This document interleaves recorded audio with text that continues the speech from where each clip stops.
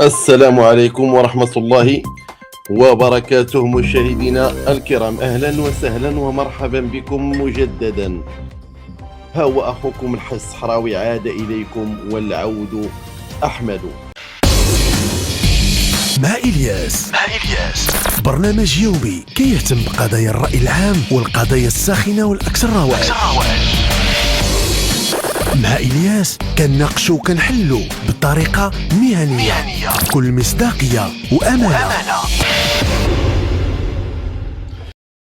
أيها مشاهدينا الكرام، من يحرض على الهجرة الغير النظامية؟ ياك الهجرة الغير النظامية كتعتبر تجارة في البشر. أنا تبعوا معايا مزيان، الله يخليكم. تعتبر ماذا؟ تجارة في البشر.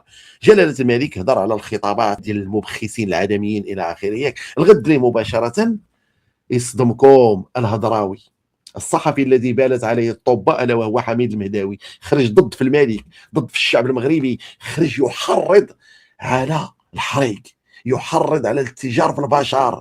كاين اللي غايقول لي واش بالدليل؟ غنقول لكم الا ما شفتوه، ها هو الدليل بكل وضوح. غيهضر تصور نولي يحتفل بالمستعمر الاسباني على بلاده، وكنسمعوا اخبار اليوم انهم غيرجعوه، وبنادم باغي من حق الناس تهاجر. واش هذيك السيده المستشاره ديال اكادير ما داكشي ما عرفوش شحال يخوي عطوا ديك المستشاره ديال اكادير كيشوفوا الحال مزيان اللي ما وبنادم باغي من حق الناس تهاجر.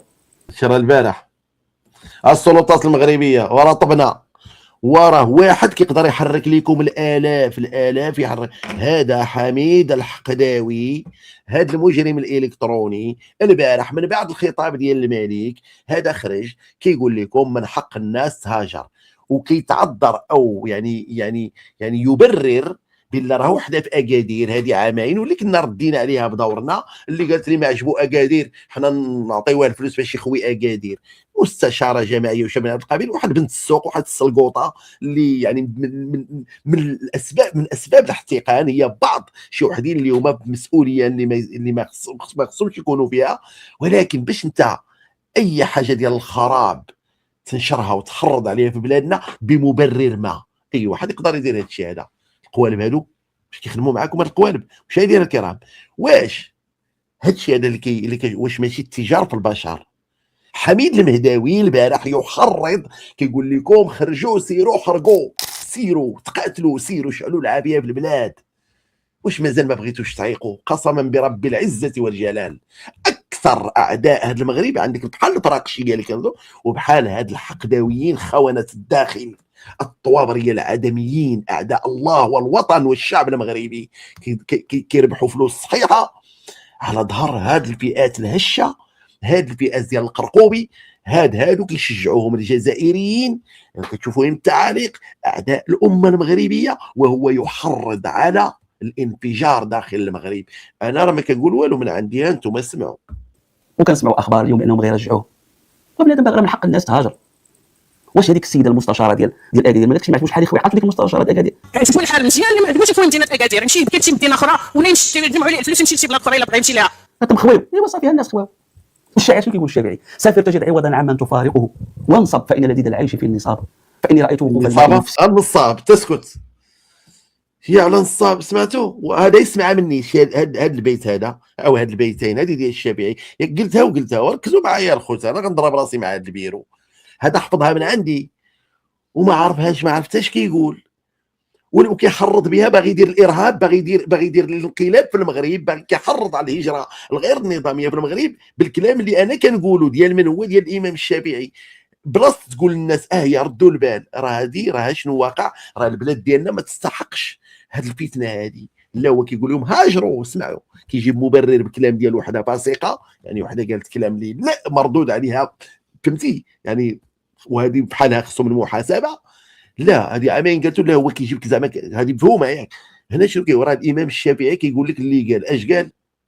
عمن تفارقه وانصب فان لذيذ العيش. الشاعر شنو كيقول الشافعي؟ سافر تجد عوضا عمن تفارقه وانصب فان لذيذ العيش في النصاب فاني رايت وقوف الماء يفسد وان جرى طاب وان لم يجري لم يقل. شوف شحال جميل. سافر خوي البلاد، سافر تجد عوضا عمن تفارقه. شي داك اللي حداك وعز عليك ولا خالك ولا حبيب غتلقى عاوتاني محسن من الاولى. سافر تجد عوضا عمن تفارقه وانصب شنو هي ونصب؟ وتعب ضرب تماره ونصب فان لذيذ العيش في النصاب. الحلاوه ديال الدنيا هي في تماره. ونصب فان لذيذ العيش فاني رايت وقوف الماء يفسده. الماء ملي كيبقى واقف كتنمو الطحالب والجدران كيولي خضر، هذاك هو الانسان تيبقى بلاصه. ولكن الماء ملي كيجري فان جرى طاب وان لم يجري لم يطب. حتى الانسان كيسافر وكيبدل الاوضاع، الخدمه كيمشي يبدل الاجواء، الناس كتحس بالقنطه كتحس دابا السؤال العميق، الدوله المغربيه علاش ما تستافدش من هذه الطاقه؟ حتى هو بنادم كيقدر يمشي. أقسم برب العزة والجلال، أقسم بالذي رفع السماء بغير عمد ترونها. غير هذا الفيديو خصو عليه 10 سنوات، 10 سنوات. سمعتوا؟ سيروا كيقول لك علاش كان تحريض ديال بصح، ومن بعد كيقول لك قول الشاعر يعني الإمام الشافعي: سافر تجد عوضا عمن تفارقه، وانصب فإن لذيذ العيش في النصب. لا وقال لك في النصابة نصاب، انت نصاب جاب لك ناس الشافعي كان نصابو صحي، وانت ما حافظش الكاسول، ما حافظش، انت مالكش قرب لك الشافعي. وهذا الشيء هذا راه انا بعد عمري ما سمعت شي واحد في اللايف كيستشير بهذا البياك بهذه الابيات ديال الشافعي. انت انا ما تبقى كتنقل عليا انا مسخوط، يحفظ مزيان. انت كاسول جبتي جوج في المعدل ديال المحاماه، جبتي جوج كتخرب، انت باغي تخرب بلادي، انت باغي تحرق بلادي على الحقداوي. انا هضراوي اش قرب لك الشافعي؟ قال لك الشاعر قال سافر تجد عوضا عمن تفارقه، هو سافر تجد عوضا عمن تفارقه. الا مشيتي حرقتي واش غيلقاو تما خوالهم وعبامهم؟ قال لك تلقى خالك تخليه تلقاه تما، خليتيها لك غتلقاه تما. لا ما تقالتش هي، ماشي هذا هو السياق، ماشي هنا كيتحط، ماشي هاد الابيات ما كيتحطوش على الحرق، على الهجره الغير النظاميه اللي غتمشي تما وغتلقى غير غوارديا سيفيل وبوليسيه ناسيونال يعطيوني ما كاين الراس، وغيباتوا الناس في الزنقه، وكاين اللي ماتوا ليهم ولادهم. شكون المسؤول؟ البهداوي هو ومول النعناع. فهمتي؟ شكون المسؤول؟ عباد الله المهداوي كيحرضهم عباد الله وكيستشهد لهم بالدين، بالامام الشافعي، بالمذهب الشافعي. سافر تجد عوضا عمن تفارقه، وانصب فان لذيذ العيش بالنصب. شنو وانصب؟ هي وتعب، فان لذيذ العيش بالتعب. في المهداوي وانصب فان لذيذ العيش في النصب، ماشي في النصابه. النصابه امتى نصاب تاريخ بوحدها واخا عرفتنا. اذا وتعب فان لذيذ العيش في النصب. الامام الشافعي قالها في واحد الوقت اللي كتمشي ماشي الهجره النظام الغير نظاميه، حينما يضيق بك الافق، حينما يعني واحد البلاصه ما كتبقاش مرتاح فيها. ماشي انت كتقول دابا الدراري كيقول لهم قنطوا القنطه، يعني ملي كتقول القنطه يعني صافي يخرج قنط. اللي كيقنط راه واخا كيكون عنده الفلوس وعنده الخدمه راه كيخصو يحرق، كيخصو يهاجر. المهداوي يحرضهم على الحريق. القنطه لا، الامام الشافعي كيقول لك تمشي لبلاصه اخرى وغتخدم وتقدر تجوج تما وتقدر دير عائله اخرى تما، وديك الناس اللي كتبغيهم وكيبغيوك خليتيهم في هذه البلاد تقدر تلقاهم في بلاد اخرى. ومزيان يعني هذا يشجع على اش؟ على السياحه، على السفر، على العمل في مدن اخرى، على التعايش مع شعوب اخرى. ان خلقناكم من ذكر وانثى وجعلناكم شعوبا وقبائل، ان خلقناكم من ذكر وانثى وجعلناكم شعوبا وقبائل لتعارفوا. التعارف فهمتي؟ هادشي باش قال الامام الشافعي هذا الكلام، ماشي على الحريق وعلى تمشي تنقز في الماء بالتريريات والوليدات صغيورين وبالعيالات كبارين والاخرى لابسه النقاب وداخله قال لك بارد الكتاب، قال لك فهمتيني ولا لا؟ سافر تجد عوضا عمن تفارقه، وانصب فان لذيذ العيش بالنصب. اني رايت ركود الماء او وقوف الماء يفسده، ان جرى طاب وإن لم يجري لم يطب، أو إذا سال طاب أو وإن لم يسل لم يطب. أنا كنقول لك الديوان ديال الإمام الشافعي بكلا الروايتين أو بجميع الروايات الكسول. أنت ما حافظش ما فاش قال الإمام الشافعي قال لك هو الأسد لولا فراق الغاب ما افترست، والسهم لولا فراق القوس لم يصب. والأسد لولا فراق الغاب ما افترست، والسهم لولا فراق القوس لم يصب.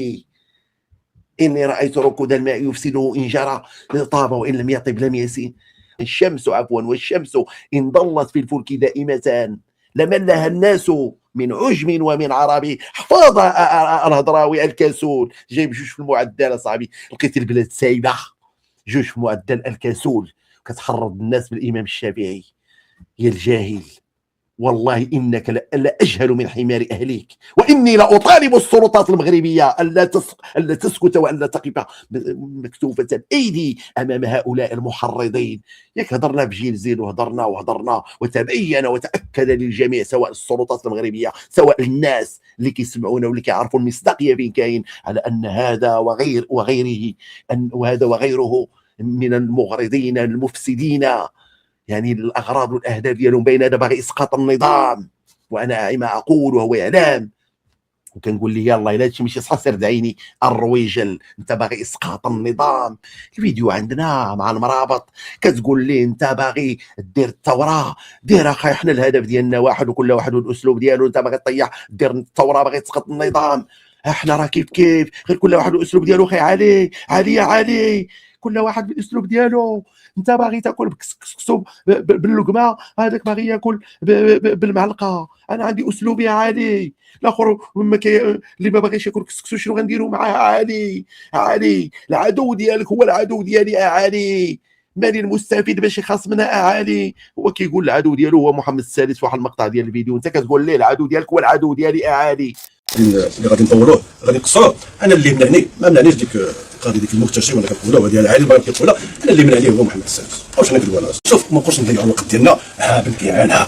انا المشكله اللي عندنا هو هذا السيد صافي. شوف حنا واحد المشكل مع السيد سميتو محمد السادس، هو اللي شوف حنا واحد المشكل مع السيد سميتو محمد السادس. انت تريد الخراب، انت تريد اسقاط النظام، انت تخرب يا ايها الحقداوي. كيحسوا بالعدل، كيحسوا بالامان بالثقه. واش استاذ جامعي مشى للخارج خلى ولده جا يمشي لاسبانيا؟ كيحسوا بالعدل، كيحسوا بالامان بالثقه. واش استاذ جامعي مشى للخارج خلى ولده جا؟ استاذ جامعي ولا كيخرج برا، كلشي باغي يخرج. واحد القاضي مشى لواحد الدوله، ما بغيتش نقولها، مشى وقاضي اخر مشى، جوج ديال القضاة طبعا ماشي خدامين، هادو تعزلوا. واحد شي وكان ممكن يخدموا هنا جوج قضاة، ما بغيتش نقول واحد راه في فرنسا وواحد في الدوله الخليجيه، الله يسهل عليهم، نقولوا مع الخير. ممكن يخدموا هنا استشاره ويخدموا يضربوا الصرف قضاة. شوف الاخوه والاخوات، هادشي البارح قاضي كيقصد محمد قنديل اللي كان في العيون، وهذاك المجرم الحقير ديال محمد قنديل، وانا اعرفه حق المعرفه، وكنعرفهم كلهم اللي كانوا بديك المنتدى ديال باريس لحقوق الانسان ويتجمعوا، كنعرفهم واحد ويعرفونني جميعا، وسبق لي وهضرت هذه الهضره هذه. كلاب ضاله، وواجهتهم من 2018 و19 و20. كلاب ضاله كيخافوا ما كيحشموا.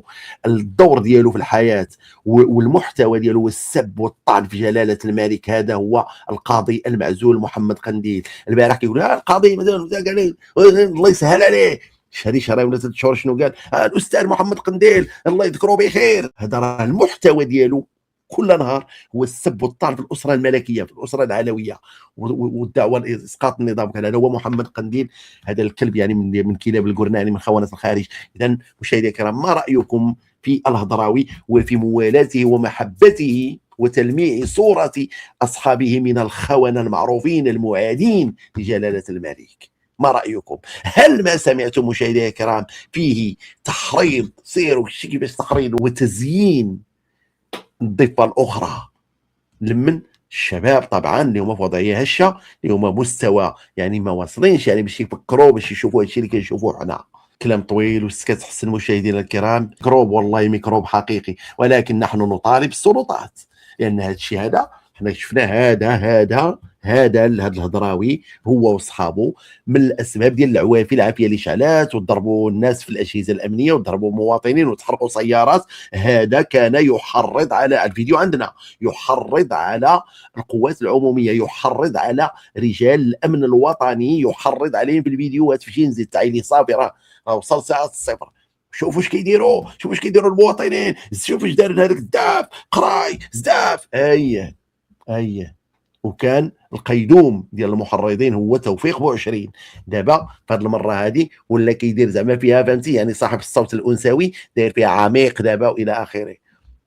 تقول لي لا الناس كانوا شوف وزير الدول بده يقرا، قاضي الدول بده يقرا هنا وكذا. لا خويا، قاضي وزير الدول بده يقرا، كاين تما ظروف معينه، سياقات معينه، ملابسات معينه. حنا كنهضروا دابا على هذه الهجره الجماعيه ديال المغاربه والجزائريين وافارقه من داخل المغرب بهذه الصوره المخزيه اللي كنشوفوا فيها ضرب الصوره ديال المغرب، فيها اشعال فتيل الفتنه داخل المملكه المغربيه عند الحدود او السياج الحدودي ديال 6 ديال المحتلتين. هناك تصادم، هناك حرق للسيارات شفناه، هناك هجوم على الاجهزه الامنيه شفناه، وانت تحرضهم يعني ملي كتحرضهم وكتزينهم على هذا العمل. اذا هنا غادي يحرقوا، غادي يضربوا باش يوصلوا للهدف ديالهم. من المحرض؟ حميد المهداوي. من المستفيد؟ حميد المهداوي. يلا حميد المهداوي، اتحداك ان تواجهني في مناظره متى ما شئت ان كنت رجلا. مناظره انك انت من اعداء الوطن، انت من الخونه ديال الداخل، انت من العدميين، والادله هي قد عرضناها انفا ولدينا المزيد. الى هنا مشاهدينا الكرام، اخوكم الحس الصحراوي يحييكم ويشكركم على حسن المتابعه، على حسن المشاهده، على صبركم. طبعا بالنسبه للناس اللي كيبغيوني يكتبوا جميل جدا، واللي ما كيبغيونيش اكيد ما غادي يكتبوا والو. وارجو السعاده للمغاربه جميعا، وان شاء الله الرحمن الرحيم تحقق الاماني ديالنا ان شاء الله الرحمن الرحيم، وان يحاسب المفسدين، ان يحاسب هذوك اللي كيبيعوا الناس العجل ومن يستخفون بالناس، هذوك اللي كيتسبوا في الاحتقان النفسي والاحتقان الجماعي كما تكلمنا كثيرا. اذا كل التحيه والاحترام والتقدير مره اخرى، والى اللقاء.